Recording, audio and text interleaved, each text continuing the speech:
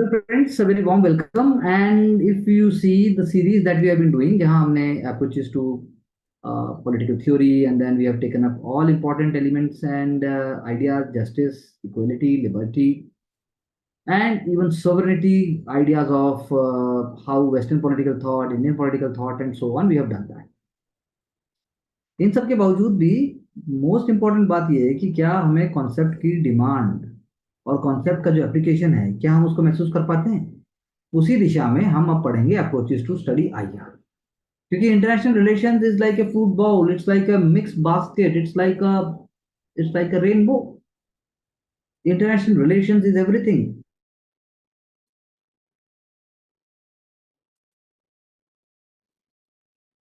Amazing, it becomes more, I should say, very very important element. So इसके approaches कैसे modern Europe से शुरू होते हैं, कैसे मॉडर्न नेशन स्टेट बनता है, कैसे capitalism and economy based on industrial development इसका बेस बन जाती है। और उसके साथ साथ how to protect and how to keep the interest of, पहले पहले तो अपर क्लास है, फिर उसके बाद आपका वर्किंग क्लास एक साइड हो जाता है, उसका रेबल है, फिर then parliamentary system comes into picture, and then democracy comes into picture, and then after that rights are coming into picture. And even with that, women are not given any rights. Even if women are given rights, then you have black people not getting their rights. And then if you have black people getting rights, then many more marginalized sections, they are not getting their rights. And उसके बाद state is becoming powerful, and the state is trying to have its own control and hegemony. And then there are so many other elements. Institutional development भी होता है. तो approaches we will see with respect to the examination. We will try to understand that what are the different approaches to study IR, and he will try to speak in a flow and then end it also with the same form. Thank you very Yes, much. Let's start. yes. Thank you, sir. Starting with the key concept, we have discussed various aspects, for example, comparative politics, globalization, as well as comparative politics of states. तो उसके जो की soul है, philosophy है, वो कैसे IR को पढ़ सकते हैं। तो there are various types by which we can study IR. What is first is liberalism, idealism, also called as idealism, then realism. At the same time, other aspect is Marxism, feminist, functionalism, and also systems theory. ये कुछ की approaches है to study IR. तो when we are talking about IR, तो IR is a part of globalization, which we have discussed in the previous session. So IR is a relationship between the states or between the state as well as MNC and even multilateral institution, minilateral institution, etc. तो जो हम लोग study करते हैं, तो हम लोग बात करते हैं बिफोर 1919 और आफ्टर बिटवीन 1919 से 39 के बीच में, वर्ल्ड वॉर 1 वर्ल्ड वॉर 2 के बीच में, post world war, cold war के समय में, before cold war, after cold war, और वापस से फिर 21st सेंचुरी में कैसा आयर का इवोल्यूशन हुआ। तो फर्स्ट ऑफ ऑल वेस्ट फेलिया 1648 में नेशन स्टेट का कॉन्सेप्ट पहली बार आता है। उसके पहले अंपायर बिल्डिंग था।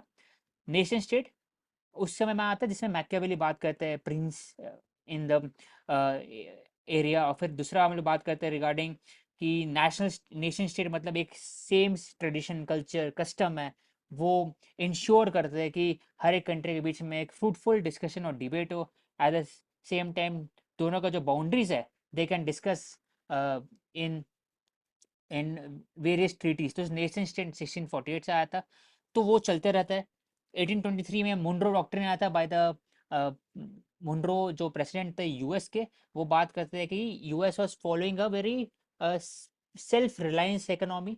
वो बोलते थे कि we will not interfere into the European affairs, and we must get certain kind of guarantee from the European countries that they are not interfering to our own sphere of influence, for example Mexico, Canada, Euro and US। तो Munro doctrine हो गया। उसी समय में फिर Metternich system भी आता है यूरोप, कौन इसको बोलते हैं balance of power between the Europe after the Napoleon defeat in battle Waterloo. Metternich system में जो स्टैब्लिश्ड प्रिंसली ऑर्डर थे, उनको उनका जो पावर्स था, उनका जो एक प्रिविलेजेस था, उसको सिक्योर करने का बात किया गया था। तो ये कुछ सिस्टम था। और लेकिन कौन कौन फिलोसफर थे जो बात करते हैं लिबरल इंटरनेशनल पर्सपेक्टिव से देखा जाए तो कांट से ही talked about perpetual peace between the nation. कहीं ना कहीं जो लीग ऑफ नेशन 1919 के बाद आया है, it is derivative from Kantian philosophy, Marxism, liberalism उस समय आता है 1848 के आसपास में। कार्ल मार्क्स हो गए, फिर एंगल्स हो गए, इवन लिबरलिज्म जॉन लॉक हो गए, रूशो हो गए, और फिर जीएस मिल हो गए, वो बात करते हैं कि नेशन के बीच में क्या रिलेशनशिप होना चाहिए।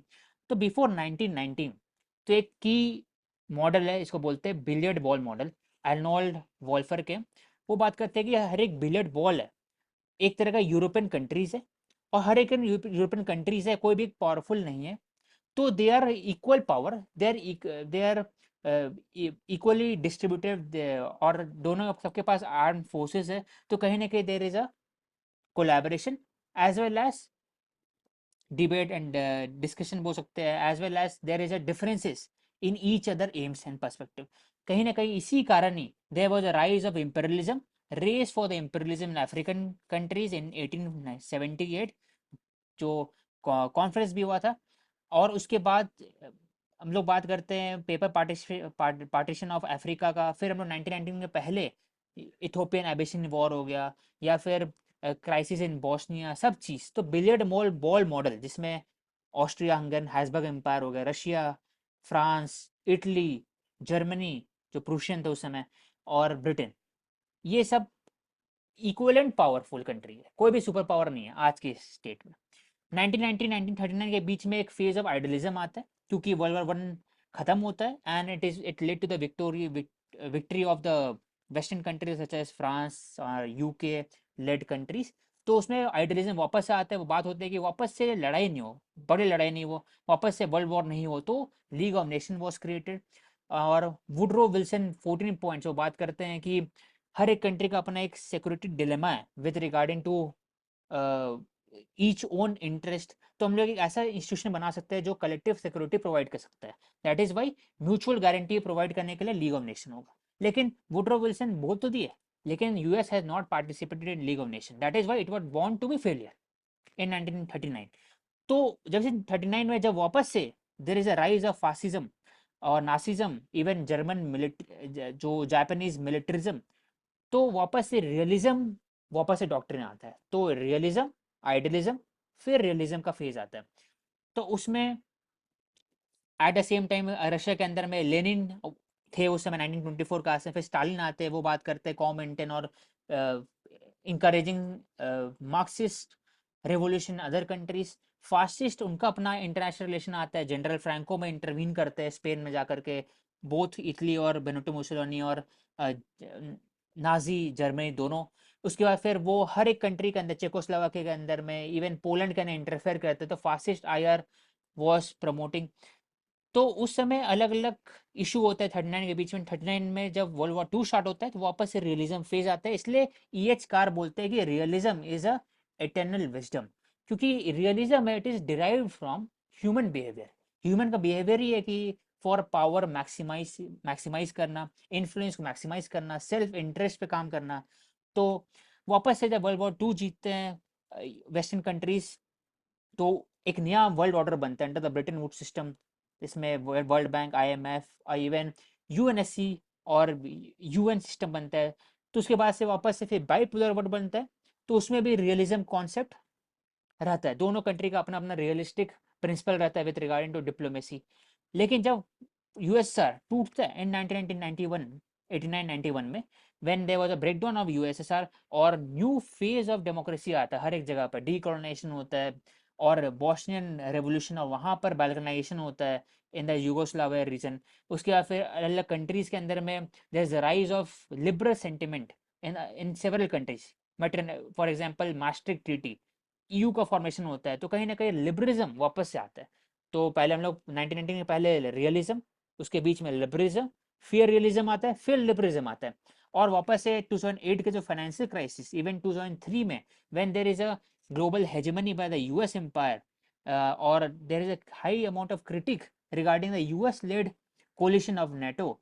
और जैसी Russia invasion in Georgia in 2007, in Crimea in 2014, even in Russia Ukraine war, after even after Covid, तो राइज ऑफ चाइना, वहां पर दिखता है कि वापस से रियलिज्म एक अभी हम लोग देखते हैं। लेकिन फर्क यह है कि पहले जो बिलियर्ड बॉल मॉडल था, क्योंकि वहां पर अलग अलग जो कंट्रीज थे दे वर इक्वल पावर मोर और लेस, लेकिन अभी जो है उसमें कॉबवे मॉडल है, मतलब अंडर जॉन बोल्टन वो बात करते हैं कि जो कंट्रीज है they are dependent on each other.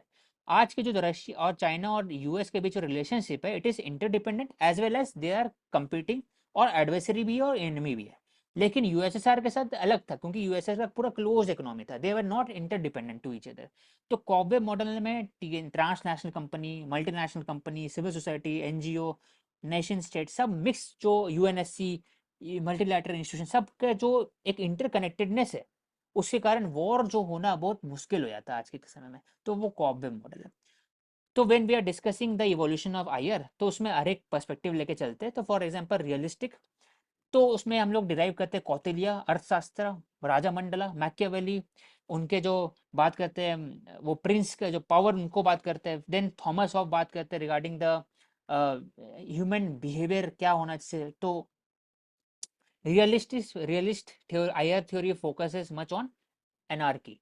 वो बात करते हैं कि जो ह्यूमन बिहेवियर है it is based on self interest और to increase the influence power, similarly it can be used on the state as well.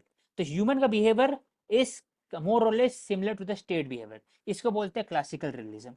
हांस मॉर्गन्थ्यू बात करते हैं जो ह्यूमन का बिहेवियर है with regarding to society, with regarding to nature, वैसी state का भी है। तो उसको बोलते हैं क्लासिकल रिलीजन। लेकिन न्यू रिलीजन बात करते हैं कि ह्यूमन, जरूरी नहीं कि हर ह्यूमन सेम बिहेव करे। कोई चाहते हैं कि हम लोग कोऑपरेट करें, कोई चाहते हैं कि हम लोग पावर मैक्सिमाइज करें, सिक्योरिटी मैक्सिमाइज करें। लेकिन जो सोसाइटी है, जो स्ट्रक्चर है आईआर के अंदर में, वहां पर कंस्टेंट है। फॉर एग्जांपल अगर यूएनएससी काम नहीं कर पाएगा, अगर अगर मल्टीलैटरल इंस्टीट्यूशन फेलियर है, तब जा करके रियलिज्म कॉन्सेप्ट आता है हर जगह में।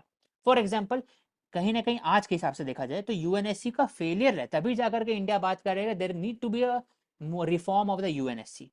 तो हम लोग न्यू रियलिज्म का इसको कॉन्सेप्ट करते हैं, स्ट्रक्चर फेलियर के कारण रियलिज्म है, रादर देन ह्यूमन नेचर के कारण रियलिज्म है। तो दो टाइप का आते हैं, डिफेंसिव एंड ऑफेंसिव। डिफेंसिव बात करते हैं कि if there is a security dilemma of the state, कि बाकी जो लोग हैं they are encroaching in our in sphere of influence, तब there is defensive realism. For example, India strike again in the Barakut region, defensive realism. India adopting for nuclear is a defensive realism, Kenneth Walsh. लेकिन offensive कब होता है? US intervening into the US led NATO intervening into the Iraq as well as in Afghanistan as well as in Libya, फिर Syria, वो offensive realism होगा, क्योंकि उनका अपना सिक्योर है कंट्री, लेकिन वहीं और जाके अपना पावर को मैक्सिमाइज कर रहे हैं, इन्फ्लुएंस को मैक्सिमाइज कर रहा है, रादर देन सिक्योरिटी को बचा रहा है। लेकिन डिफेंसिव रिलीजन का एक और एग्जांपल आता है Russia invading in in Ukraine, because कि उनको डर लग रहा है कि Ukraine will go into the NATO access, that is why वो डिफेंसिव अप्रोच ले रहा है on the basis of realism.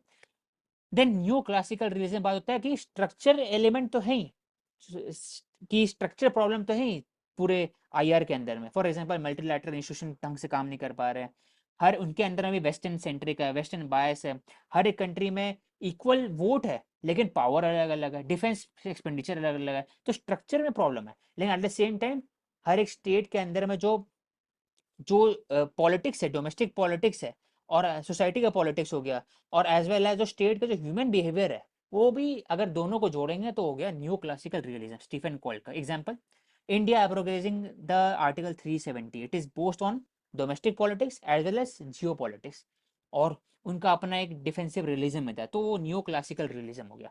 जो यूएनएससी का फेलियर था वो for not sorting out the issue in Kashmir, तो वो दिखाता है structure failure. Eight the same time domestic politics भी दिखाता है, हिस्टोरिकल कंडीशन दिखाता है, और जो स्टेट का जो स्टैंड रहा है with regard to realistic approach, वो हो गया new classical realism. Then Mohammad ये बात करते हैं पोस्ट कॉलोनियल सोसाइटी के अंदर जो रियलिज्म होता है उसमें होता है इन सिक्योरिटी डिलेमा। सिक्योरिटी डिलेमा नहीं, क्यों? वो सोचते हैं, फॉर एग्जाम्पल लेते हैं तो बाल्कन कंट्रीज हो गए, यूगोस्लाविया हो गया, यूगोस्लाविया को शुरू से डर था कि उसका कंट्री बिखरेगा, क्यों? क्योंकि हर जो अंदर में स्टेट है, बॉस्निया हर्जेगोनिया, क्रोएशिया, फिर Serbia, Kosovo etcetera, they were forming a different block, उनका अलग अलग एथनिक था, हिस्टोरिकल ट्रेडिशन डिफरेंट था, they were not willing to cooperate with each other for the larger Yugoslavic cause. तो कहीं ना कहीं उनका इनसिक्योरिटी डिलेमा था। तो वो एक एग्जांपल है। तो we have discuss every aspect of realism. अब आते हैं उनका जो ऑल्टरनेटिव है। तो जो लिबरलिज्म जो की फिलोसफर होते हैं वो बोलते हैं कि जो रियलिस्ट लोग हैं they are child of the shadows, they student of the shadows. लेकिन जो लिबरलिज्म है they are student of the light. क्यों? क्योंकि लिबरलिज्म का जो बेसिक कोर प्रिंसिपल है वो है cooperation. It is derive from the John Locke कि हर एक और Kant, Immanuel Kant, perpetual peace. Society के अंदर में देयर शुड बी कॉपरेशन, और कॉपरेशन के कारण ही we are more focusing on human centric development, nature centric development. जो प्रोग्रेसिविज्म का बात करते हैं हम लोग, वेलफेयरिज्म का बात करते हैं, तो लिबरलिज्म, तो उसमें अलग अलग कॉन्सेप्ट है। Liberal internationalism focus on institutional mechanism to promote the liberal values. For example, UNSDR, UN organisation, Woodrow Wilson का कॉन्सेप्ट हो गया, WTO हो गया, फिर world bank led developmental issue loans हो गया, IMF हो गया। फिर बात करते हैं सोशोलॉजिकल लिबरलिज्म। जो लिबरल इंस्टीट्यूशन वो बात करते हैं track one diplomacy, state to state, state to multilateral institution. Sociological बात करें people to people, track two track three diplomacy. मतलब ट्रैक टू मतलब कि फॉर एग्जाम्पल ब्यूरोक्रेट हो गए, या फिर जो NGO हो गए, थिंक टैंक हो गए, ट्रैक टू में आ जाएंगे। ट्रैक थ्री डिप्लोमेसी हो गया people to people contact, for example medical tourism, eco tourism. फिर हम लोग think tank, NGO, civil society, cooperation, JICA का लोन हो गया, वो सब पीपल टू पीपल कॉन्टैक्ट, वो हो गया ट्रैक थ्री डिप्लोमेसी। तो when we are focusing on society society cooperation, it is sociological liberalism. Then functional theory, it is focusing on several aspect कि हर कंट्री के बीच में कोई डुएबल एस्पेक्ट होते हैं कि यहाँ पर हम लोग कोऑपरेट कर सकते हैं, यहाँ पर नहीं कर सकते। फॉर एग्जांपल चाइना के साथ कौन कौन से एरिया नॉन डुएबल है with regarding to the border issue, हम लोग सॉल्व कर ही नहीं पाए। लेकिन डुएबल कहाँ पर है? WTO में कन्वर्जेंस है। फिर हम लोग क्लाइमेट चेंज में साथ में काम करते हैं, साउथ साउथ कोऑपरेशन है। हम लोग वाली पीस लॉ सपोर्ट करते हैं एक दूसरे को, मल्टीलैटरल इंस्टीट्यूशन में फोकस करते हैं। तो यहाँ पर डुएबल है। तो फंक्शनल थ्योरी बात करते हैं कि अगर डुएबल और नॉन डुएबल में डिस्टिंक्शन क्रिएट कर दे और डुएबल के हिसाब से काम करते रहे, तो लॉन्ग टर्म में ओवरऑल जो रिलेशनशिप बिटवीन द कंट्रीज वो सुधर सकता है। फॉर एग्जाम्पल EU का जो इवोल्यूशन हुआ था, it was based on cooperation in coal field. European commission on coal, iron and steel, वहां से न्यूक्लियर में हुआ। उसके बाद फिर एक मास्टर ट्रीटी फॉर्मेशन हुआ, धीरे धीरे हर एक फील्ड आ गया। फिर वीजा आया, उसके अंदर वीजा, न्यू वीजा आया। उसके बाद फिर लास्ट में यूरो आया, तो ओवरऑल यूरोपियन यूनियन बन सका फंक्शनल थ्योरी के बेसिस पर। तो इंपॉर्टेंट स्कॉलर हो गया डेविड मित्रानी। इंटरडिपेंडेंस थ्योरी बात करते हैं कि लिबरल इंस्टीट्यूशन में कि जो वर्ल्ड वाइड है they are interdependent on each other on several field. For example WTO के अंदर इंटरडिपेंडेंट है, हम लोग ताइवान के ऊपर डिपेंडेंट है सेमी कंडक्टर में, चाइना पर डिपेंडेंट है API और मेडिकल डिवाइसेस और बाकी सब चीज़ पर। तो कहीं ना कहीं देर इज अ इंटरडिपेंडेंस। तो इंटरडिपेंडेंस में क्या होता है कि ओवरऑल जो वॉर के ऊपर एक्सपेंडिचर है वो बहुत ज़्यादा हो जाएगा, and it will lead to the pressure on the government to not fall into the domain of war. तब हम लोग कोऑपरेशन कर सकते हैं मोर एंड मोर। तो गोल्डन आर्क प्रिंसिपल होता है जिसमें कि cost of war will be more than cost of cooperation. तभी हम लोग इसलिए, फॉर एग्जांपल चाइना और US के बीच में दोनों एडवाइजरी है, लेकिन तभी वॉर नहीं हुआ है दोनों के बीच में। क्यों? क्योंकि they are interdependent on each other. Democratic peace theory ये बात करते हैं जहां जहां पर ग्लोबलाइजेशन आएगा वहां वहां पर डेमोक्रेटिक प्रोसेस स्टार्ट होगा, NGO, सिविल सोसाइटी सब रहेंगे, और डेमोक्रेटिक प्रोसेस ही बढ़ेगा तो जो जनता होंगे, जो नॉर्मल पीपल होंगे, दे विल रिजेक्ट वॉर, और उससे दोनों का रिलेशनशिप बढ़ेगा। देन कॉम्प्लेक्स इंटरडिपेंडेंस थ्योरी बात करते हैं with regarding to not only state on state but also within the multilateral institution, TNC, MNC, फिर WTO, सिविल सोसाइटी, NGO, हर जगह काम कर रहे हैं वर्ल्ड वाइड। वर्ल्ड वाइड में एमनेस्टी इंटरनेशनल का हेडक्वार्टर है, मिलिंडा बिल गेट्स और मेलिंडा गेट्स का फाउंडेशन हर जगह, फोर्ड फाउंडेशन हर जगह, कार है, फिर सेंट्रल US एड है। उसके बाद फिर हम लोग IMF का बात करते हैं, इन टाटा ग्रुप हो गया, हर जगह काम कर रहे हैं टाटा ग्रुप। फिर TCS काम कर रहे हैं, US के नेस्ले हो गए इंडिया में। तो इतने सारे जो कॉम्प्लेक्स इंटरडिपेंडेंस है ऑफ मटेरियल, तो उसी कारण वॉर पॉसिबल नहीं है। तो ये पूरा अप्रोच हो गया regarding the liberalism as well as which is called as idealism. फिर है Marxist approach. Marxist talks about mostly on class perspective, वो स्टेट का बात नहीं करते हैं। तो it is a stateless relationship. वो बात करते हैं जो क्लास है वो अपने में एक स्टेट है, और class will determine the future course of action between the state. That is why united socialist और सोवियत सोशलिस्ट रिपब्लिक जो बना था, तो it was a collaboration between the communist party of each country rather than state. तो communist party के Comintern थे, उनके अंदर में कोलैबोरेशन हुआ था, that is why it is a collaboration, it is a relationship between the communist party itself. उसमें तीन स्कूल है, dependency school we have discuss Wallerstein world systems theory, जहां पर बात होता है कि जो डेवलपमेंटल थ्योरी है लिबरलिज्म के अंदर में, उसमें प्रॉब्लम सबसे ज्यादा क्या है कि जो पोर कंट्रीज है, फॉर एग्जाम्पल यूएस यू, और semi peripheral China and India, as well as peripheral countries, African, Latin America, etc. तो जो semi peripheral and peripheral country है, they are dependent on the core countries for technology transfer, FDI, FPI, then other form of benefit. उसी कारण क्या होता है कि they are, it is a example of new colonism, new imperialism. इसको इसलिए it is a critique of developmental theory of the idealistic theory of IR. तो Wallerstein बात करते हैं वर्ल्ड सिस्टम थ्योरी के अंदर में कि जो पोस्ट कॉलोनियल सोसाइटी है, they are becoming more and more dependent, और जो कोर कंट्री है वो और ज्यादा रईस होते जा रहे हैं। That is why there is increase of inequality. Frankfurt बात करते हैं regarding the new Marxist theory. इसमें बात करते हैं कि जो new Marxist, it is not only for the class but also the vulnerable section of society. For example इसमें आएगा critical gender theory, critical race theory, climate justice आएगा, और जो माइनॉरिटी और उनका फिर पोस्ट कॉलोनियल स्टडीज इसमें आएगा। फिर इसमें बात आएगा कि ओपन बॉर्डर का इसमें आएगा, इमिग्रेशन पॉलिसी का आएगा, पॉलिसीज का आएगा अलग अलग। तो critic of capitalism and inequality, Frankfurt school बात करेंगे। फिर ग्राम्सकी, ग्राम्सकी उनका जो कल्चर, वो उनका जो आइडियोलॉजी ऑफ हेजेमनी है, वो बात करेंगे कि जो आइडियलिज्म और लिबरलिज्म है, ये दोनों एक टूल है to control the whole world by the capitalist. ये भी एक फेस है कैपिटलिस्ट का। दोनों बात कर रहे हैं अलग अलग फेस, अलग अलग मेथड से, लेकिन अल्टीमेटली जो गोल है, it is hegemony of the capitalist system. तो सॉफ्ट पावर है, तो ग्राम्स की बात करेंगे सॉफ्ट पावर पर, criticise the soft power of the US, for example McDonald, Domino's, फिर अलग अलग हॉलीवुड हो गया, फिर बिग फोर कंट्रीज हो गया, टी Facebook, Meta, Google, Amazon web services, as well as Apple etcetera.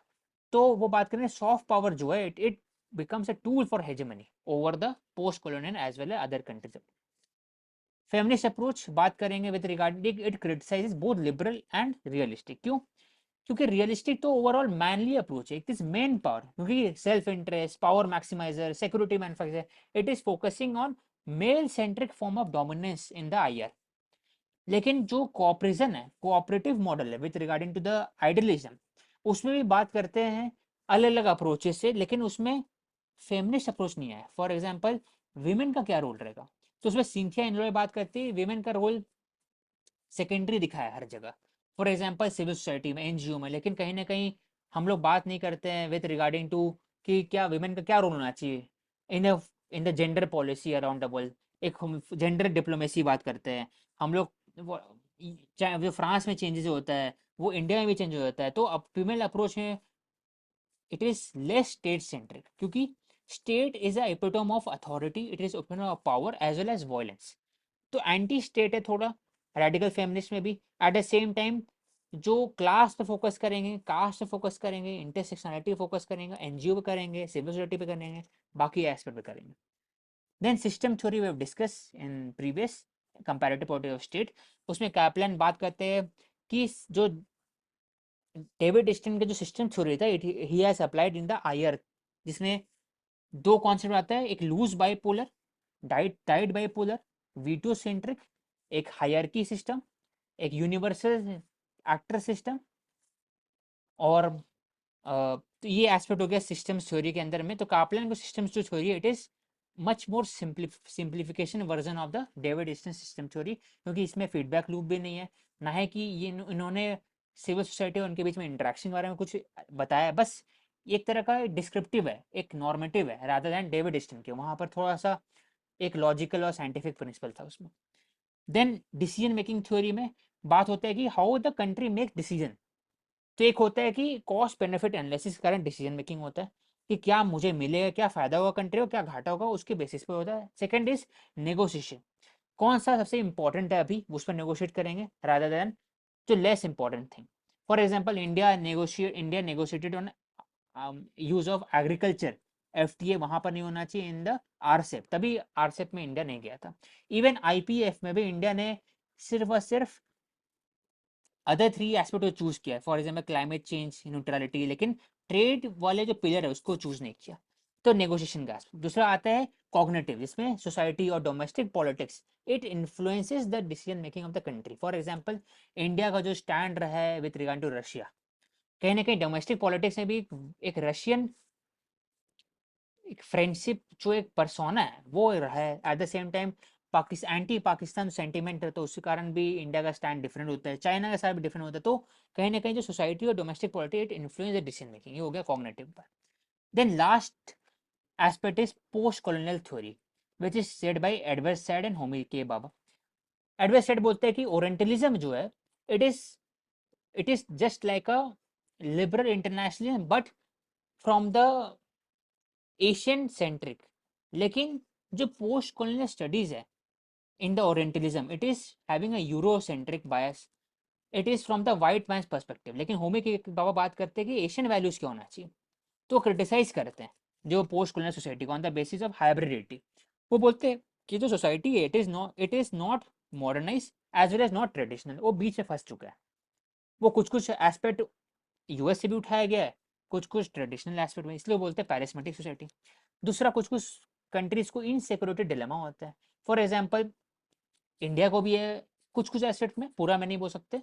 For example कैसे, क्योंकि इंडिया के अंदर आज भी एथनिक क्लासेस है, लिंग्विस्टिक इशू है, रेड कॉरिडोर का इशू है in Chhattisgarh, Dantewada etcetera. North east में इंसर्जेंसी है, फिर पीओके वाला इशू हो गया, कश्मीर में टेररिज्म है। तो इनसिक्योरिटी फैमिली डिलेमा है विद इन द कंट्री। लेकिन यूएस में नहीं है ऐसा, यूएस में इंटरनल कोई रेड कॉरिडोर नहीं है, ना कि वहाँ पर एथनिक इशू है, वहाँ पर दूसरा टाइप इशू है।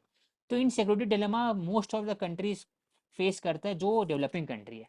पाकिस्तान फेस करता है बालूचिस्तान से रिलेटेड, ईरान फेस करता है, बांग्लादेश फेस करता है, एनएसशियन म्यांमार फेस करते हैं।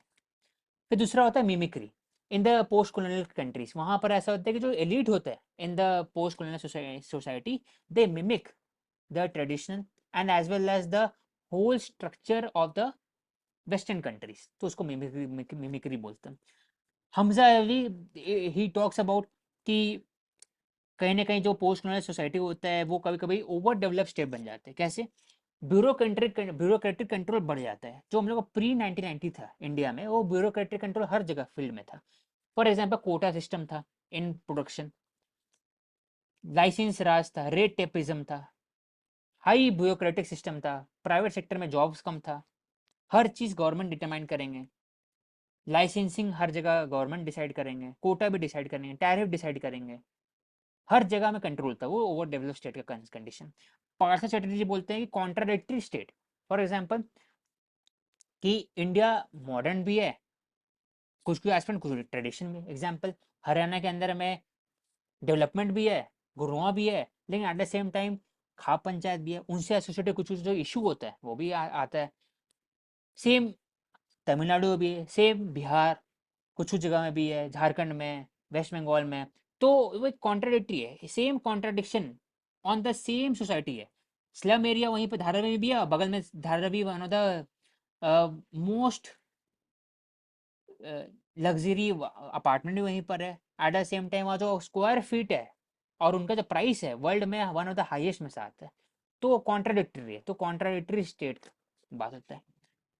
तो प्रेजेंट कंडीशन क्या है? तो मेनी कंट्रीज जो थिंकर है वो बात करते हैं कि जो मॉडर्न सोसाइटी और civilization it is moving towards more realistic base most probably after the post Covid.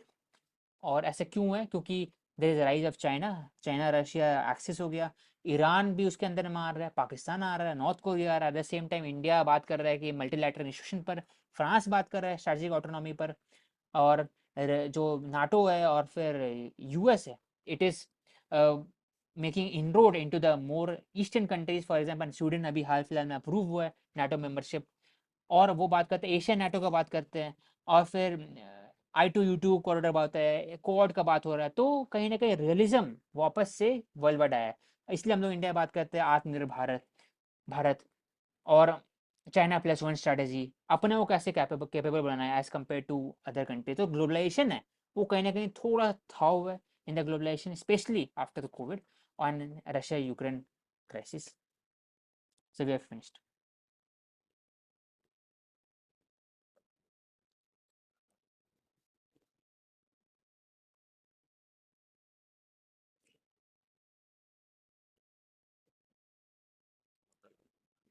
So we can take two example. Functional, critically examining the functional and system approach to study the IR relationship. Study of IR becomes very important for the society because it creates a certain kind of a precedent to for increased cooperation in several aspect field. Functional approach and system are some approaches. Functional approach हो गया doable, non doable.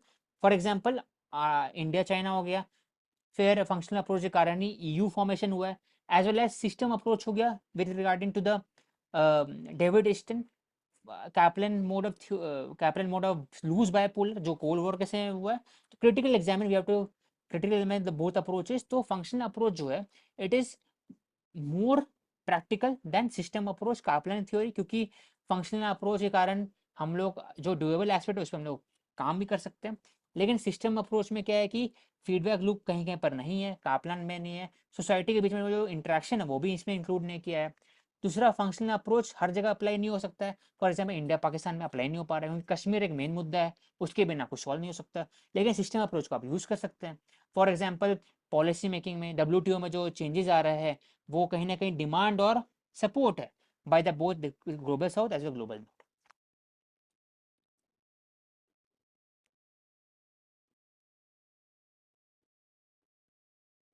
What are the core assumption of the idealism as an approach to the study of international relation? Explain the continuing relevance in the peace building. So idealism is considered as student of the light because of basic assumption. कैसे कि cooperation होना चाहिए, integration होना चाहिए, एक humanity as a whole है उसके concept में, ग्लोबल पीस का बात होता है, डेवलपमेंट का बात करता है, और दूसरा कि कैसे इसको यूज कर सकते हैं। तो उसमें अलग अलग एस्पेक्ट है। फॉर एग्जांपल लिबरल इंटरनेशनलिज्म हो गया, सोशोलॉजिकल लिबरलिज्म हो गया, फंक्शनल एस्पेक्ट हो गया, फिर डेवलपमेंटल इन कॉम्प्लेक्स इंटरडिपेंडेंसी हो गया, और कैसे से हेल्प कर रहा है सबका एग्जाम्पल ले लेंगे उसमें। कंटिन्यूस रिलेवेंस रिलेवेंस है, लेकिन कहीं ना कहीं उसमें भी एक लिमिटेशन है, क्योंकि कंट्री का अपना अपना एक बेसिक इंटरेस्ट होता है। तो रियलिज्म और आइडियलिज्म है वो एक रेलेवेंस है आने से। So thank you everyone. We will take up next set of topics for discussion in PSR paper 2. Do subscribe to answer.